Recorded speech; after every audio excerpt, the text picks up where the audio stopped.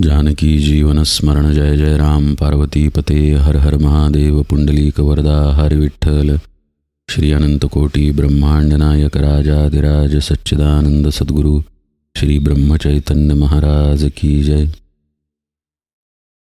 मायोद्भव निरूपण हा समास आपण श्री महाराजांच्या सेवेमध्ये उजळणी स्वरूपात कालपासून पाहायला सुरुवात केली। ब्रह्म म्हणजेच परमात्मा म्हणजेच आपला आत्मस्वरूप किंवा परब्रह्म याबद्दल समर्थ समासाच्या सुरुवातीला समजावून सांगतायत। जे चळेना ना ढळेना, जे तुटेना ना फुटेना, जे रचेना ना खचेना परब्रह्म ते, असं सांगून झाल्यानंतर समर्थ म्हणतात, जे सन्मुखची सर्व काळ, जे निष्कळंक आणि निखळ सर्वांतर आकाश पाताळ व्यापुनी असे। परब्रह्माचं घनदाट असणं, परब्रह्माचं गगनाहूनही वाढ असणं आणि तितकंच सूक्ष्म असणं, हीच गोष्ट समर्थ वेगळ्या स्वरूपानं सांगतात की ते परब्रह्म सदा सर्व काळ सन्मुख आहे। सन्मुख असणं म्हणजे सामोरं असणं। आत्ता या क्षणाला आपण विचार करूया की आपल्या सन्मुख काय आहे। समजा आपला मोबाईल असेल किंवा आपला देह असेल, आपण जे कोणते कपडे घातलेले आहेत ते आपल्या सन्मुख आहेत, किंवा समोरची भिंत आहे, टी व्ही आहे, कपाट आहे किंवा खिडकी आहे, या गोष्टी आपल्या सन्मुख आहेत। आपल्या सन्मुख आहेत असं आपण जेव्हा म्हणतो तेव्हा नेमकं आपण काय म्हणतोय? आपल्या ठिकाणी अनुभव घेणारी एक जाणीव आहे, त्या जाणीवेतून समोरच्या वस्तूचा अनुभव आपल्या आत शिरत आहे आणि अनुभव मिळाल्यानंतर आपण म्हणतोय की ही गोष्ट माझ्या सन्मुख आहे। तसं पाहता आपल्या सन्मुख हवा पण आहे आणि आपल्या सन्मुख आकाशसुद्धा आहे। हवा एक वेळ आपल्याला पटकन सिद्ध करता येईल। हातावर फुंकर घातली की हवा जाणवेल, पंख्याखाली उभे राहिलो तर हवा जाणवेल, पण आकाशही तिथे आहे आणि म्हणून वायूचं चंचलत्वही तिथं आहे। या सर्व गोष्टींना आपण सन्मुख आहोत आणि या सर्व गोष्टी आपल्यालाही सन्मुख आहेत। म्हणजे सन्मुख असण्यासाठी मुख्यतः तिथं द्वैत असावं लागतं। म्हणजे द्वैताला लागू होणारी गोष्ट सांगून समर्थ परब्रह्माबद्दल विधान करतायत की जे सन्मुखची सर्व काळ। परब्रह्माला पाहणारं कोण आहे? खरं म्हणजे परब्रह्मच परब्रह्माला पाहत आहे, म्हणून तिथे सर्व काळ ही गोष्ट संभवते। आपण आपल्या इंद्रियांमधून जो अनुभव घेतो तो मूलतः जाणीवेमुळे घेत असतो। एक जाणीव शक्ती इंद्रियांच्या मागे कार्य करत आहे म्हणून। पण गंमत अशी की इंद्रिये स्थूल असल्यामुळं इंद्रिये ही नित्य नाहीत, आहे तशीच कायमस्वरूपी टिकलेली नाहीत। आपल्या डोळ्यांचंच उदाहरण घ्या। 40 नंतर डोळ्याला चष्मा लागला, डोळे आहेत तसे राहिले नाहीत। म्हणूनच शास्त्र तर असं सांगतं की रक्ताची पेशी दर क्षणाला बदलत असते। म्हणजे या क्षणाला देह जसा आहे तसा पुढच्या क्षणी नाहीच नाही। इतकं अनित्यत्व आपल्या इंद्रियांमध्ये आहे। म्हणजे ज्यांच्या मार्फत आपण अनुभव घेतो तिथे इतकं अनित्यत्व आहे। म्हणजे आपण सर्व काळ कोणत्याही गोष्टीला सन्मुख राहू शकत नाही। एकतर समोरची गोष्ट तरी बदलेल, नाहीतर आपण तरी निश्चित बदलू। गौतम बुद्ध म्हणायचे की नदीचं पाणी अखंड नूतन आहे। म्हणजे आपण नदीच्या पाण्यात पाय ठेवला तर दरवेळी जेव्हा जेव्हा आपण पाय ठेवू तेव्हा ते पाणी नवीन आहे, कारण या क्षणाला असलेलं पाणी पुढे वाहून जात आहे। म्हणजे एक वेळ आपण असं गृहीत धरलं की आपण स्थिर आहोत तरी समोरची वस्तू बदलते। आणि आता आपण असं गृहीत धरूया की समोरची वस्तू स्थिर आहे। समजा आपण एका पर्वतापुढे उभे आहोत किंवा दगडापुढे उभे आहोत। तो दगड स्थिर आहे, पण आपण कुठे स्थिर आहोत? दर क्षणी आपल्यामध्येही बदल होत आहेतच, आपल्यामध्येही अस्थिरता आहेच। आणि तसं शास्त्रदृष्ट्या पाहायला गेल्यास दगड तरी कुठे स्थिर आहे? त्याच्यातही अणुरेणूंची हालचाल सातत्यानं होत आहे। आता आपण आपल्या अनुभूतीच्या अंगानेही पाहूया। एखादी गोष्ट आपल्या सन्मुख आहे तेव्हा आपल्याला जिथं कळतं ती जागा कुठली आहे?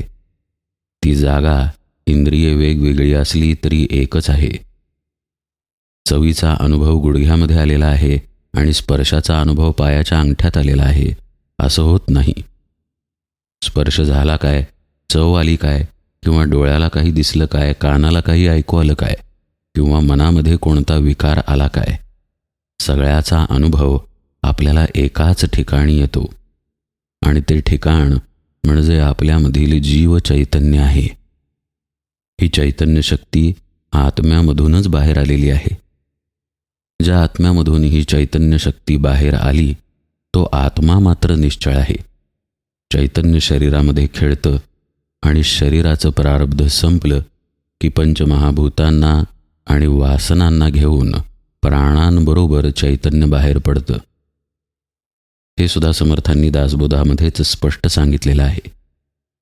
प्राणांबरोबर वासना बाहेर पडली की ज्या जीव चैतन्यामुळं आपल्याला अनुभव येत होता ते तिथं राहत नाही. लक्षात घ्या बरं का, आत्मा कुठेही गेलेला नाही. जीव चैतन्याचा प्रवास वासनेबरोबर घडत आहे. आपण समजेल अशासाठी एक छोटं उदाहरण पाहूया. आपल्याला मिसळ खाण्याची वासना झाली तर त्या दिशेला आपली सगळी इंद्रिये धावतात. पाय त्या बाजूला वळतील जिथे मिसळ विकत मिळते. डोळ्यांनी आपण मिसळ पाहू, तोंडामध्ये मिसळीचा घास घेऊ आणि त्याची चव अनुभवत आपण मिसळ खाणं हे उपभोगू.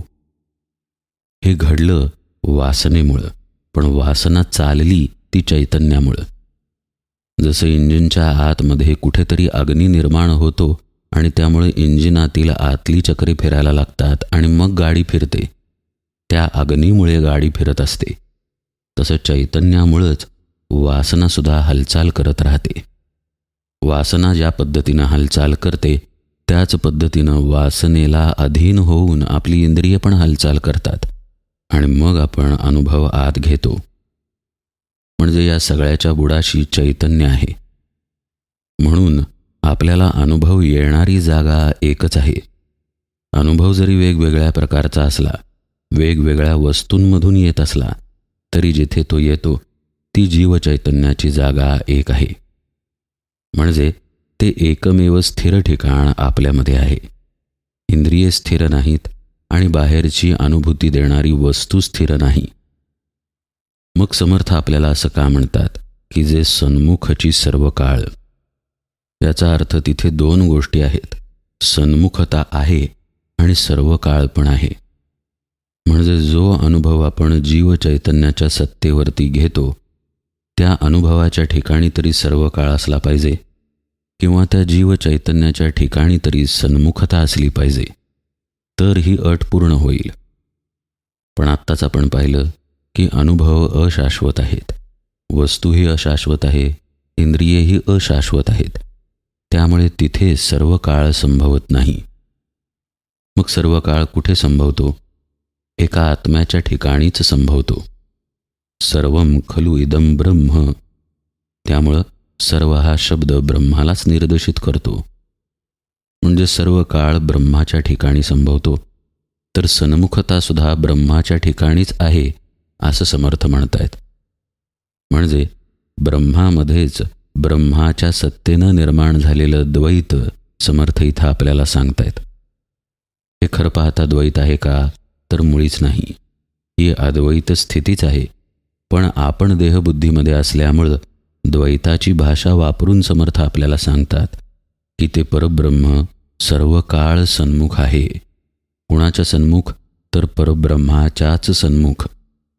म्हणजे परब्रह्माला पाहणारं परब्रह्मच आहे आणि ज्याला ते पाहतं तेही परब्रह्मच आहे. आणि म्हणून ते निष्कळंक आणि निखळ आहे. जे निष्कळंक आणि निखळ सर्वांतर आकाश पाताळ व्यापून असे. आकाश पाताळ या गोष्टी समर्थांनी इथे प्रातिनिधिक वापरल्या. अवघ्या ब्रह्मांडालाच ते व्यापून आहे नव्हे, अनंत ब्रह्मांडांना ते परब्रह्म व्यापून आहे. कसं काय बुवा? कारण त्या ब्रह्मांडांच्या ठिकाणी आसणे पण आहे. शुद्ध अस्तित्व तर आहेच आहे आणि त्यांचं अस्तित्व आहे त्या अर्थी तिथे परब्रह्म खाली आहे, म्हणून अस्तित्व रूपानं ते समोर आलेलं आहे. मग आपल्याला साहजिकच या परब्रह्मापर्यंत पोहोचण्यासाठी अनंत ब्रह्मांडांचा प्रवास करण्याची गरज नाही. जशी अनंत ब्रह्मांडे बाहेर आहेत तशीच ती आपल्या आत आहेत आणि आपल्या चिदाकाशामध्ये आहेत. जसं की समोर आपल्या एखादी वस्तू आहे, तर ती आकाशामध्येच आहे तत्वतः. मग ती वस्तू जर आकाशात असेल तर आपणही आकाशातच नाही का? जर संपूर्ण पृथ्वीच आकाशामध्ये आहे तर त्या पृथ्वीवरचा एक जीव आकाशातच असणार. हे जसं बाहेरच्या आकाशाच्या बाबतीत आहे, तसंच प्रत्येकाच्या आतही जर आकाश आहे तर त्या आकाशामध्येच ते परब्रह्म व्यापून आहे. याचाच अगदी सोपा अर्थ असा की भगवंत बाहेर कुठेही नसून आपल्याच आत आहे आणि तो आतच असलेला भगवंत सर्व चराचरामध्ये व्यापून आहे. याला समर्थ सर्वांतर आकाश पाताळ व्यापून असे असं म्हणतात. आणि एवढं सांगितल्यानंतर परब्रह्माचा आणखीन एक गुण पुढच्या ओळीत समर्थ सांगतात की ते अविनाशी आहे.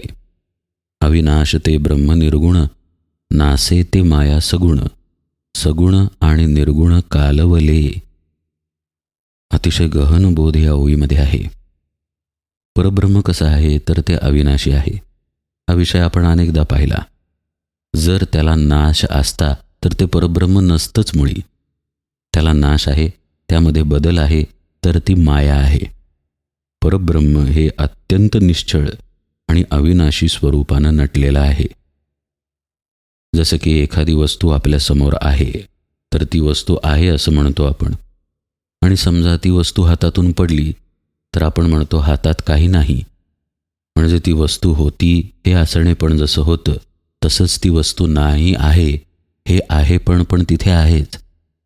याच न्यायानं परब्रह्म कुठेही जात नाही आणि हे आहे पण आकारानं दाखवता येत नाही. तुझं असणेपण तुझ्या देहानं दिसेल, पण तुझं असणेपणाचं असणेपण म्हणजे आहे पण शुद्ध अस्तित्व हे आकारानं दाखवता येत नाही. ते दाखवता येत असतं तर तुझं देहानं नसणेपण दाखवता आलं असतं, पण तसं दाखवत नाही आपण. आपण म्हणतो ती व्यक्ती इथे नाही, म्हणजे त्या व्यक्तीचं नसणं हे आहे पण तिथे राहतच राहतं. या न्यायानंच हे जे परब्रह्म आहे ते पूर्णपणे निर्गुण आहे. कोणत्याही गुणामध्ये, आकारामध्ये, नावामध्ये, रूपामध्ये त्याला बसवता येत नाही. पण माया मात्र दिसते, अनुभवाला येते. म्हणजे देहानं त्याचं असणेपण हा मायेचा गुणधर्म झाला. देहानं त्याचं नसणेपण हाही मायेचाच गुणधर्म झाला. पण दोन्हीकडे असलेलं शुद्ध अस्तित्व मात्र परब्रह्माचं स्वरूप झालं. म्हणून समर्थ म्हणतायत की तुम्हाला ती दृष्टीला दिसतीये ना वस्तू, तो अनुभव म्हणून कळतोय ना, समजतोय ना, तर निश्चित समजायचं की ते मायेचं स्वरूप आहे. तिथे कळून घेणारा कुणीतरी आहे म्हणजेच तिथे माया आहे. कळून येणारं काहीतरी आहे म्हणजेच तिथे माया आहे. आणि अर्थातच ती कळून येते म्हणजे नाश पावते. रस्त्यावरून गाडी गेली पहा तर गाडीचा हॉर्न ऐकू येतो. गाडीचा हॉर्न ऐकू आला याचा अर्थ तो हॉर्न थांबणार, तो निघून जातो. कुठलाही अनुभव स्थिर राहत नाही, कुठलाही विकारसुद्धा स्थिर राहत नाही. कितीही मोह झाला तरी मनुष्य 24 तास 48 तास मोहांमध्येच आहे असं होत नाही. मोह बदलून पुन्हा काम येतो, काम बदलून क्रोध येतो, क्रोध बदलून क्षोभ येतो, क्षोभ बदलून पुन्हा मोह येतो. म्हणजे एक विकारही स्थिर राहू शकत नाही. आणखी एक महत्त्वाची गोष्ट म्हणजे विकार कळतो तो चित्ताच्या तिथे कळतो आणि ते चित्ताच्या तिथे कळणं हे रूपातीत असतं.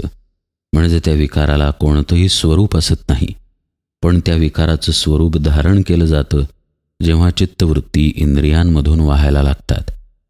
म्हणजे विकाराला मूळ रूप आहे, पण जोपर्यंत इंद्रिय वश होत नाहीत तोपर्यंत तो विकार भोगला जात नाही.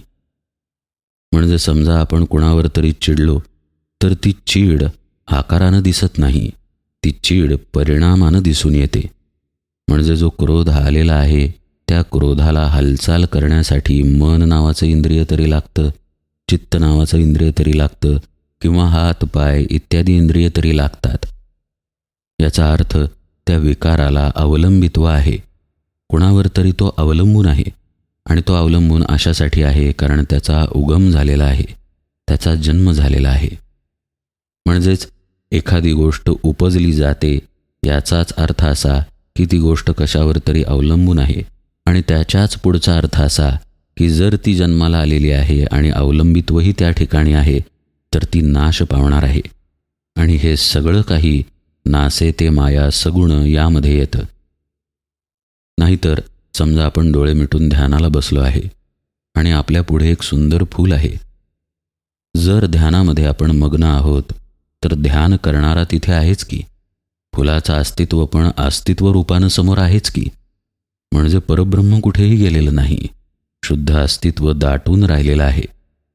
पण ज्यावेळी डोळे उघडले जातात आणि ते फूल दृष्टीला दिसतं, कळतं की हे फूल आहे आणि मग लक्षात येतं की हे सुंदर आहे, याला सुवासही आहे, तेव्हा तिथे मायेनं प्रवेश केला.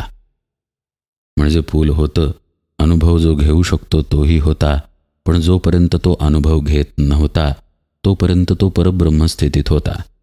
त्यानं अनुभव घेतला की तिथं मायेचा जन्म झाला आणि जन्म झाल्यानंतर निश्चितच तिथे मरणही ठरलेलं आहे. त्यामुळंच तो फुलाचा अनुभव कायम राहत नाही. त्यावेळी ते फूल सगुण आहे आणि म्हणून समर्थ म्हणतात नासे ते माया सगुण. म्हणजे मायेचे गुणधर्मच एके ठिकाणी समर्थांनी सांगितले. नासणारी ती माया, जी गुणासहित आहे ती माया, आणि गुणासहित असूनही नाश पावते, पण नाश असूनही अनुभवाला येते ती माया. पण जेव्हा आपण आपल्या शुद्ध अस्तित्वाच्या ठिकाणी स्थिर आहे, अनुभवाच्या पलीकडे जाऊन, तेव्हा आपण निर्गुणात आहे.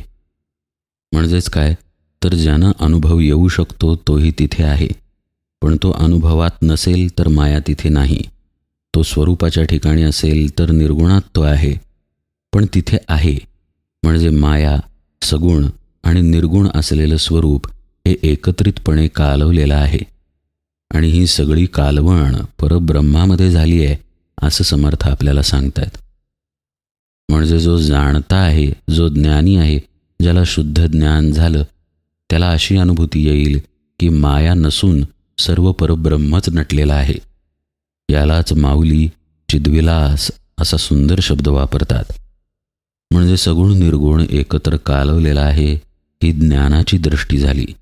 आणि समर्थ मुद्दामहून आपल्याला ज्ञानदृष्टीतूनच उपदेश करतात, कारण खरं जे आहे ते सांगितल्याशिवाय मायेबद्दलची विधानं करता येणार नाहीत. म्हणून या कर्दमाचा विचार करू जाणती योगेश्वर, जैसे क्षीर आणि नीर राजहंस निवडती. समर्थ सांगतायत की हे जे कर्दम आहे, कर्दम याचा अर्थ पंचभौतिक जडत्व जे जे काही आहे, मग त्यात आपला देह आला आणि आपण ज्या गोष्टींचा अनुभव घेतो त्या सगळ्या गोष्टी आल्या. मनात आलेले विचार हे सुद्धा जडच आहेत बरं का, पंचभौतिकच आहेत, कारण ते पंचभौतिक असलेल्या मनाला अनुभवाला येतात. हे सगळं काही त्यालाच कळतं ज्यानं विवेक केलेला असतो असं समर्थ म्हणत आहेत. म्हणजेच मगाशी पाहिलं त्याप्रमाणे जो शुद्ध ज्ञानी आहे त्याला हे लक्षात येतं.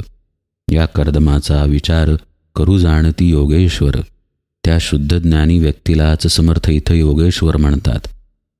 जसं दूध आणि पाणी राजहंस वेगळं करून घेतो, अगदी तसंच हा शुद्ध ज्ञानी महात्मा विवेकानं कर्दमाचा विचार पाहतो.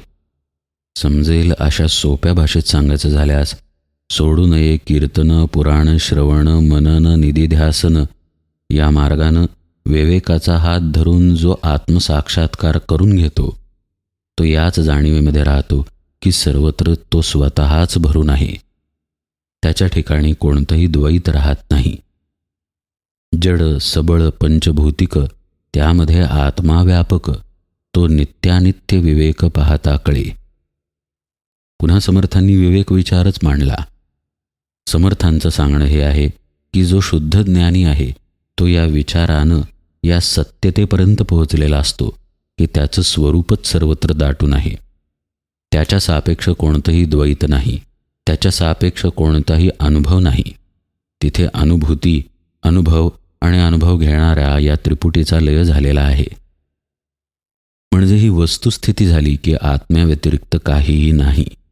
तर या वस्तुस्थितीचा अभ्यास करणं महत्त्वाचं आहे, हे समर्थ पुढच्या ओवीतून पटवून देतात. उसांमध्ये घेईजे रस, येर ते सांडीजे बाकस, तैसा जगामध्ये जगदीश विवेके ओळखावा. या तीनही ओव्या पहा. पहिल्या ओळीमध्ये समर्थ म्हणतात, जैसे क्षीर आणि नीर राजहंस निवडती. दुसऱ्या ओळीमध्ये समर्थ म्हणतात, तो नित्यानित्य विवेक पाहता कळे, तो म्हणजे परमात्मा. आणि या ओळीत समर्थ म्हणतायत, तैसा जगामध्ये जगदीश विवेके ओळखावा. म्हणजे या विवेकाचा अभ्यास तुम्ही धरला पाहिजे आणि तो धरण्यासाठी आपण कोण आहोत आणि आपल्याला येणारे अनुभव कसे वेगळेपणानं आपल्या बाहेरचे आहेत. आपल्याशी त्या अनुभवांचा संबंध नाही, कारण तिथे संबंध जर आला तर तिथे माया प्रवेश करेल, हे समर्थ सांगतायत. मायेशिवाय असलेलं ज्ञान होणं अपेक्षित आहे.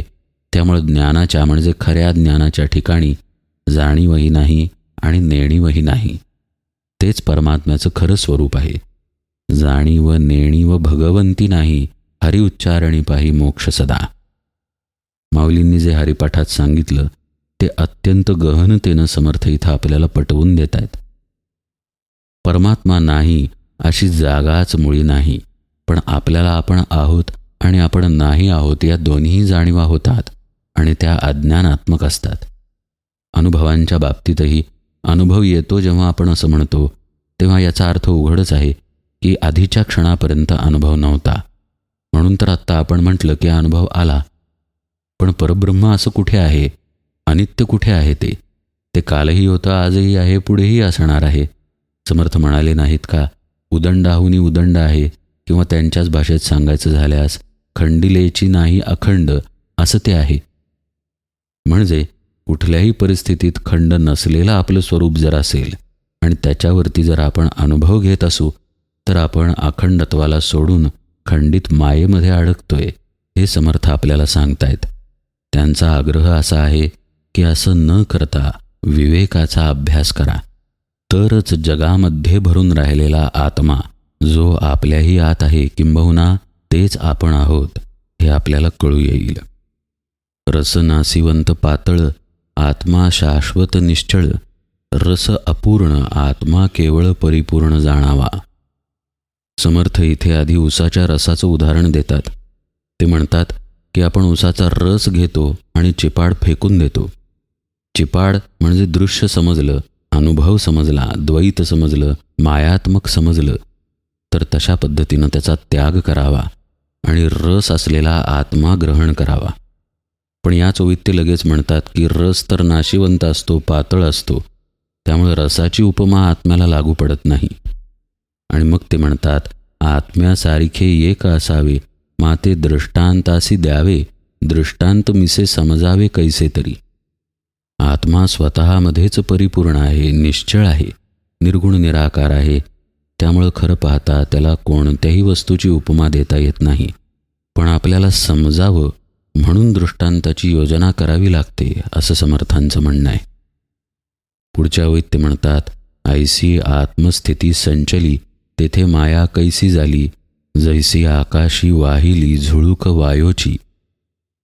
आता समर्थ मायेच्या उगमाकडे, मायोद्भवाकडे, माया कशी निर्माण झाली या विषयाकडे आले. आपण हा सर्व भाग उजळणीमध्ये यथावकाश पाहूया. आज निरूपण सेवेला इथेच विराम देतो. जानकी जीवन स्मरण. जय जय राम.